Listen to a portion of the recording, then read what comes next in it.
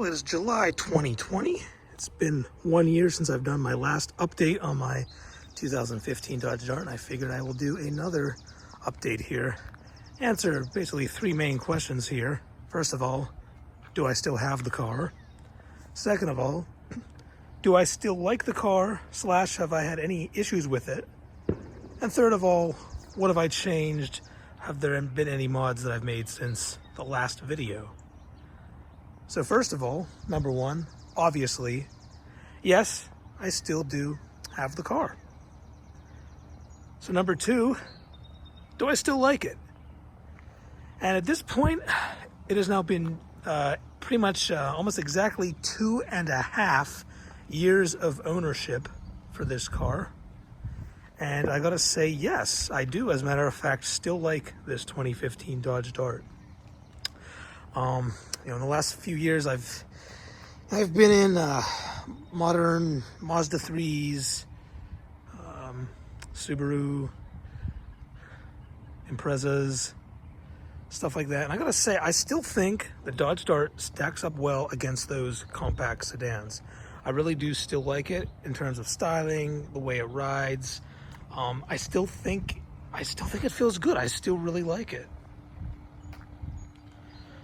So as far as how has it been to own 2.5 years into ownership, July 2019 update video, to that point I had really no problems at all with the car since owning it. But it has been an additional year now, and there have been a few things that have gone wrong.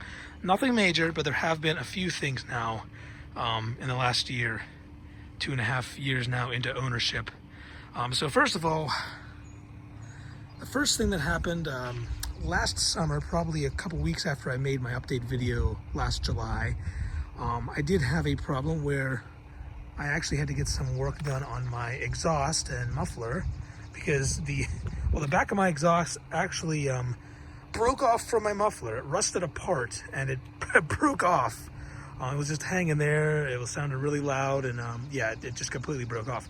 Now, I can't blame the car too much for that because I do have an aftermarket exhaust on this, and what happened is the weld where the aftermarket exhaust was welded to the muffler actually rusted out. It was the weld that rusted out and it broke off.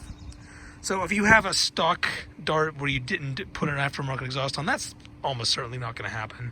So I can't blame the car too much for that, but it did rust apart. It was not a big deal. I just had to take it somewhere to get a little piece of exhaust pipe welded back onto it. Cost me about $100, so not a huge deal. That was last summer. A couple months after that, probably last late summer or fall, I did have an issue where my battery was completely dead. It was warm outside, so it's not like it was cold or anything. I didn't leave my headlights on or anything like that. I was leaving work, went to start the car, and it was dead, completely dead. It wouldn't even turn over a little bit. Stone cold out, just completely dead battery. Now luckily I carry a battery pack with me at all times in my trunk, which everyone should do. At this point there's really no reason not to. You can get one for like 40, 50, 60 bucks. They're not too expensive, and they're incredibly handy to have. Absolute lifesaver. And it was in this situation. I did not leave me stranded because I just used my jump pack and it started it right back up. But anyway, yeah, and that happened a couple more times. I went home, I made sure I charged it up, I drove around, but it kept dying. The next couple days I had to start it with a jump pack, so something was up, so I took it to Advance Auto, and I think AutoZone as well, a couple different auto parts stores. They tested the battery and alternator, and both the battery and alternator tested as okay. So the guy there told me, well, it's probably not a battery problem. You must have some weird electrical problem going on, and to take it somewhere to get it looked at for that. And I didn't want to hear that. I kind of didn't believe him because it was still the factory Mopar battery from 2015. So it was probably due to be replaced anyway. So I just figured, what do I have to lose? I'm just going to go ahead and replace the battery anyway, even though they say it doesn't need to be. So I replaced it, and guess what? Since then, no problems at all. So I don't know why their little tester thingy thought it was okay. I don't know how accurate those are, but apparently it wasn't, because ever since I got a new battery, like late summer, I've had no more problems with getting the battery dying. Even up through the whole entire winter when it was cold, no problems at all with the battery. So I've been good on that front ever since then. So yeah, that was last late summer, fall. Since then, really no issues throughout the winter until I got to about maybe around January, February, and I noticed that I had some electrical stuff going on. It seemed like whenever I would have the car idling with the engine running, and if I would go to, while it was in park, rev the engine, my power would kind of cut out. I would have a thing where if I rev the engine while it's in park, my radio would kind of flicker or reboot itself, and my dome lights, interior lighting would flicker and dim. So yeah, it's some sort of electrical problem with that. So my first thought was a bad ground. So I will actually show you what I did for that. So for the ground issue, I bought on Amazon. This is a it's like a 4-gauge ground wire. It's only about a foot long, so it's nice and compact. It already had the little terminals on either end of it. I think it was only like $8 or $9, so real cheap. But it's a really, heavy-duty 4-gauge wire. And I simply grounded my negative battery terminal here. Attached one end of the ground wire to that, and one end right here to a bolt that is right there. There's already a couple of other things grounded to that, but I just loosened the bolt and there's plenty of room to add another thing to it. Real simple, $9. Added a ground here, and guess what? Since then, no issues. It's been a few months since then. I've been revving the engine. Every time I drive the car, when I put it in park before I turn it off, I rev the engine just to make sure, and I've had no issues at all. No more radio flickering, lights cutting out, none of that. So seems like that issue was a ground issue, and it seems like that little cheap ground wire to the negative battery terminal going to the frame there did the trick. So again, not a huge deal. Just a simple fix. Didn't have to take it anywhere. Didn't have to spend a lot of money on that. Did the job.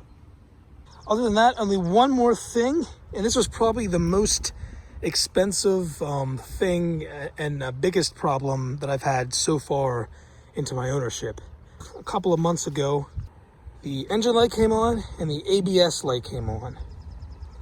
And I read the code for it, and it said to service the ABS module, a fault with the ABS module.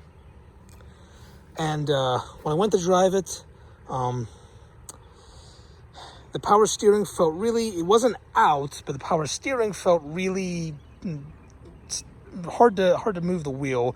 Like it wasn't, the electronic steering wasn't 100% working to a point where it should make it nice and easy to turn on these cars. And that was kind of all related to this whole ABS fault. The ABS light is on. Obviously, ABS isn't working. Traction control wasn't working. Not a huge deal because it's not like it's winter, the roads weren't slippery or anything. But still, obviously something was wrong with the car. So I did have to take it into a shop for this. And it turned out to be, I can't remember, it was either the driver's side or the passenger side, but it was one of the wheel hub and bearing assemblies. The hub and bearing assembly needed to be replaced.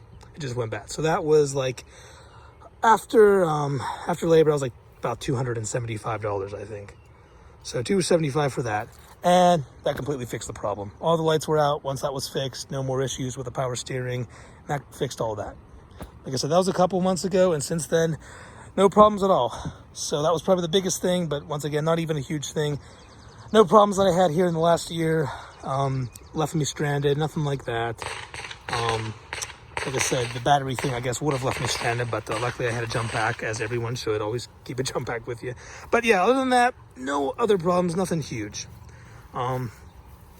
So yeah, I guess going forward, the biggest thing I'd be worried about is like anything, I just hope no more electrical stuff, weird electrical stuff goes on. I know sometimes Dodges are known for that kind of weirdness happening, but yeah, I hope I don't see any more of that. But like I said, the new battery that fixed the the issue with the battery was dying, the ground, fixed the weird power arcing issue, and just most recently got the wheel hub bearing assembly. But other than that, it's been a pretty reliable car, no issues. Like I said, I do enjoy driving. I like the way it drives. Yeah, I do like, I like this Dodge Dart. The only other issue, I can't remember if I mentioned this in a previous video or not, but really shortly after I got the car a couple years ago, the seal on this this LED assembly, and I think I talked about this in a previous video, but I'll just briefly mention it again. I guess the seal tends to not be good on these, and there's actually some water that got in the right there in the light there. And that was last summer. I actually ended up replacing this whole assembly. So I guess that was the, you know, if you want to call that an electrical problem. Not really, it's just the, it actually caused the LED, you know, whatever they call it, the racetrack light to burn out in a couple spots, to short out from the water being in there, which is completely cosmetic. The cheaper base model Dodge Darts don't even have that.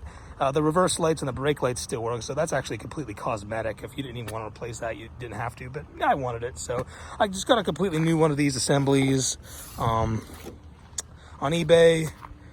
Really easy. Just open up the trunk, take the trunk liner off, take a few bolts out, put the new one in, and plug it in, and it was good to go. It's a fun little car to drive. Like I said, I think it still holds up nicely, stacked up against other, even more modern compact cars. Even though they haven't made these since 2016, I still think they're great little cars, and I honestly really still sad they don't make them. I'm sad we never got an SRT4 version like we were supposed to get. I still think these Dodge Darts are really nice little cars. So that kind of leads me into the third point here. What have I changed since my last video in terms of mods or anything? And the answer is not really much at all. In terms of exterior, actually nothing, because I can't really think of what much left there is to do. I already, you know, have my little lip down there, the Easy Lip, my red accents from Plasti Dip, matte black Plasti Dip on the grill there. Of course, the Hellcat style fiberglass wing. That's of course the most expensive, but my favorite mod. I still love this thing. The car's so cool looking. There's caliper covers, more Plasti Dip on the back here on the Dodge emblem, and of course this spoiler I just have stuck on here with double-sided 3M, which by the way it's still stuck. It's been what, about a year and a half since this has been on here, and it's not flown off yet. It's still stuck down really nicely, so the 3M stuff really does work. But yeah, of course the car, I got the car with an aftermarket exhaust, a little decal here. Yeah, no, in terms of exterior, no changes at all since the last video though. I really don't think I need to change anything. There's not much more I could do.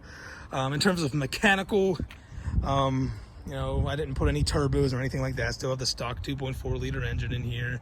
You know, yeah, it would be fun to try out that the turbo kit they make for this. It's $5,000 though, and of course, putting that much money into this car would be kind of ridiculous, especially when I'm probably gonna end up blowing up the engine with it. But that would be fun. But I don't know if I'm ever gonna do that. Like I said, no changes since the last video to the outside, but there are very little changes to the inside. I will show you those here in a second. Okay, so here's the interior. First of all, 2.5 years into ownership, that's my mileage, 52,549. I can't remember, I think when I got it, I was like 35. I can't even remember, I think it was a little under 40. Now I'm at 52. So yeah, I don't put that's in 2.5 years, so I don't put a ton of miles onto my cars, but yeah, so that's what we're dealing with here. But anyway, here's the interior, and you may notice things are looking a little more red than they were.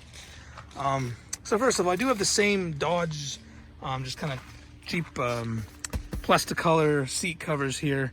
I actually just replaced this one because it was ripping, but the passenger one's still good.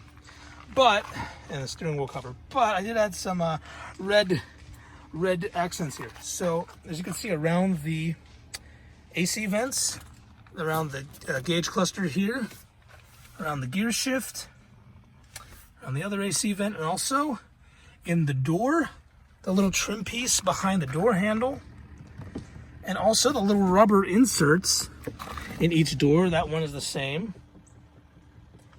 And also the little rubber insert, it's down in there, behind the gear shift there, little cubby hole. And also this little strip in the door. So this, so first of all this is all Plasti Dip. Red Plasti Dip, just like on the outside of the car. I took this piece around the gauge cluster, super easy to come off. You just, it's loose as it is. You just pull up with your fingernail, the whole thing will just, you know, carefully tear it right off. Just took it off, Plasti Dip to put it back on. Air vents, a little bit trickier to get out. Basically, you could take a screwdriver, or I took just a long, like, plastic spludger type thing. Just jammed it in there, one of the corners, just kind of work it around, and as soon as eventually you'll kind of get it'll make one of the corners just pop out a little bit. Once that happens, just kind of grab onto it and pull it right out. So there's no need to take anything apart. There's some videos for accessing taking out these AC vents on Dodge Darts that show people like taking apart the part of the dash. I don't think you need to do any of that. Just kind of stick either a screwdriver or like a plastic pry tool in there. And there's like clips on the inside of that vent. When you activate the clips, it kind of pops out a little bit. You just have to work around with it a little bit, and it'll eventually pop out. And like I said, just grab a corner, just pull straight out, and they all work that way. Well, the side ones do, not these ones. These are like baked. These ones are baked into the dash. I won't touch those. You have to go through, I don't know what to get those out. But yep, these pulled right out. Plasti Dipped them, put them back in. If this one was a little trickier to get out, kind of have to reach down here, pull out the whole, this whole plastic part that goes around here. There's a bunch of little clips. This was a trickier one. This took a while to get out, but I figured it out.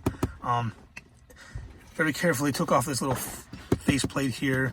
Got to watch the flimsy little plastic clips not to break. I think I broke one of them, but it still went in pretty nicely. But yeah, took that out, Plasti Dipped that. And the other vent, like I said, the door, these little inserts behind the door handles, these are easy to get out. Just take a screwdriver, pry it in there, just they flick right out.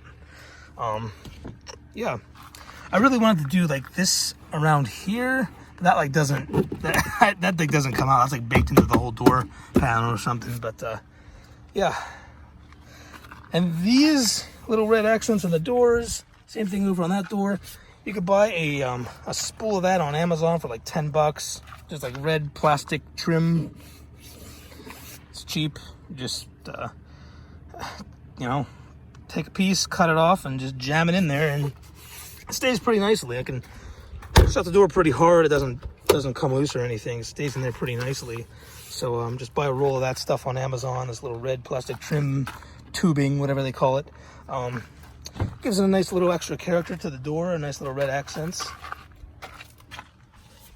Around the little radio and AC controls there. There's also some up here around the little dome lights and sunglass holder. And I put some, I don't know if you can see it, but up on the side pillars there. On each side, right there. Nice way to add some extra splash of color, being that I have the whole black and red, gray and red theme going on here. Thought it was an easy way to add some color, some red to the inside, make it a little more interesting to look at. Did the same with the back seats. Again, the door, that red trim, and the Plasti Dip.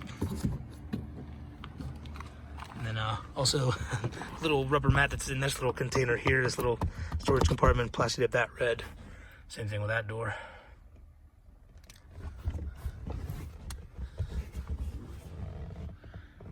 And a little red piece there on the pillars.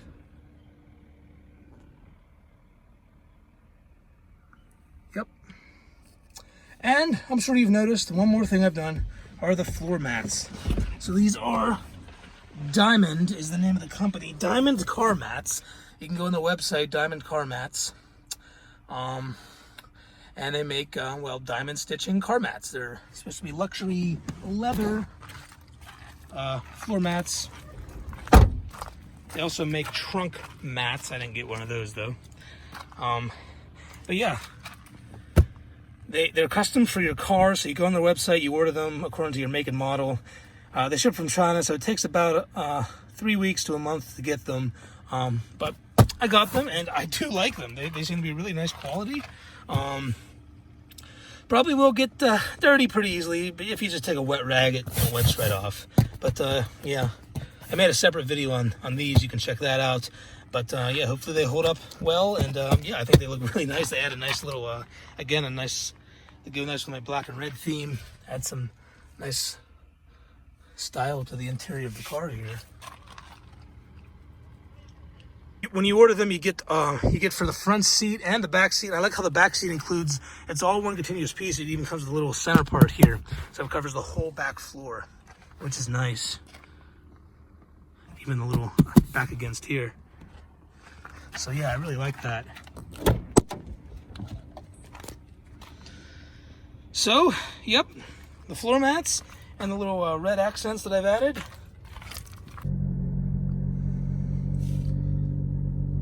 Of course, I have my Dodge Darts have that dash with the glowing red surround. Comes like that from the factory. I've always thought that was so cool.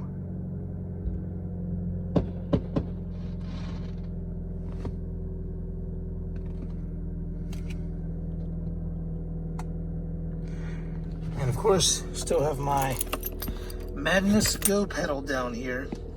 Watch my previous Dart videos for more about this, but I love this thing. Still works fine.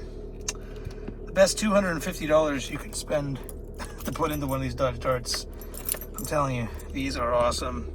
They make the throttle response amazing, give it so much torque, make it so fun to drive. Absolutely, highly recommend the Madness Go pedal. Love that thing.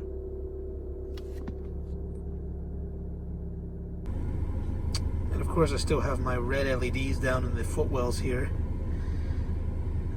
These look really cool against these diamond car mats, I must say. Looks nice.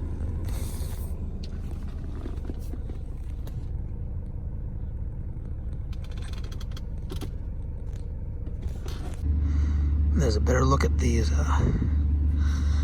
floor mats, and the footwells lit up at night here in red.